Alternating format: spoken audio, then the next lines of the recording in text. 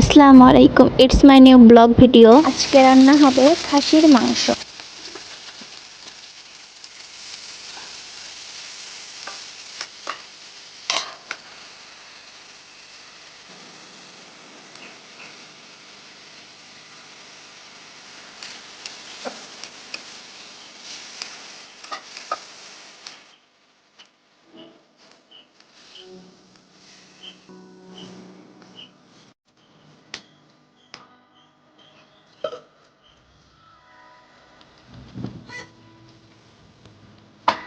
তো রান্নাটা হয়ে গিয়েছে।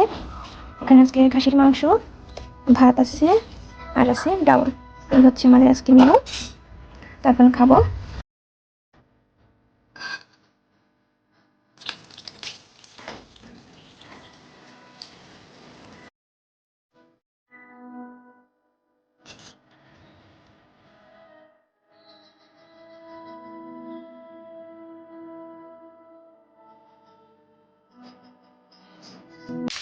তো খাওয়া শেষে আম্মু পানি ভরে নিচ্ছে, আমি সুইচ বন্ধ করে দিলাম। তো খাওয়া শেষ করে আমার মেশিনের কাজ করতে হবে। মুরগির ঘরে বাচ্চা নেবার জন্য পর্দা সেলাই করতে হবে। তো আমি আর আপুজি ফিতা দিয়ে মেপে কেটে নিলাম আলাদা আলাদা করে। এখন সেগুলো সেলাই করব। তো এটা সম্পূর্ণ লুঙ্গি সেলাইয়ের মতো। লুঙ্গি যেভাবে করে সেলাই করতে হয় সেম প্রসেসে এই পর্দা জয়েন দিতে হয়। তো এইভাবে করে একটা সেলাই দিয়ে নিলাম, তারপরে উপর দিয়ে চাপ সেলাই দেব। এটা দেখলে আপনারা শিখতে পারবেন। তো এটা শেষ করলাম, এই যে উপর দিয়ে চাপ সেলাই দিয়ে নিচ্ছি।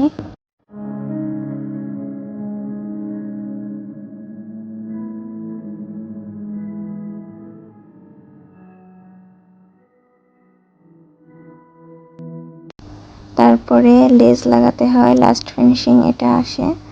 এই পর্দা ঘরে টানাতে হয়, ভিডিও পরে দেখাবো ইনশাল্লাহ।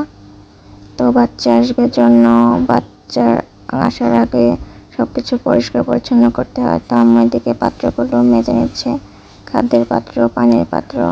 আমি একে একে বেঁধে ঝুলিয়ে দিব শুকানোর জন্য। তেজে ঝুলিয়ে দিচ্ছি। এবার পুকুরে এই তাহলে এগুলো ধুচ্ছে, এগুলো দিয়ে বর্ডার করে বাচ্চাকে ভিতরে রাখতে হবে। তো আপনারা পরে বাচ্চার রুমের ভিডিও দেখলে দেখতে পারবেন কেমন প্রসেসে হয় এটা। বর্ডারিংয়ের জন্য এটা পরিষ্কার করতে হচ্ছে, যেহেতু জীবাণু থাকে বাচ্চার ঘরে, খুব সেন্সিটিভ একটা প্রসেস করে রাখতে হয় এই জন্য। তো আমি এগুলো নিয়ে শুকাতে দিচ্ছি। যার সবসময় আমার কাছে নামগুলো একটু দেখিয়ে দিলাম।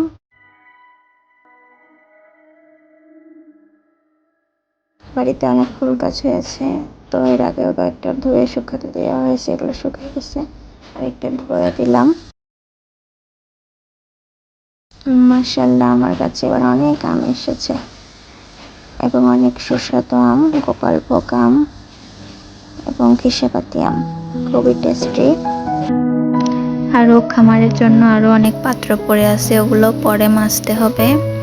তো আজকে এই পর্যন্তই দেখালাম। সবাই ভালো থাকবেন, দোয়া করবেন আমাদের জন্য। আসসালামু আলাইকুম।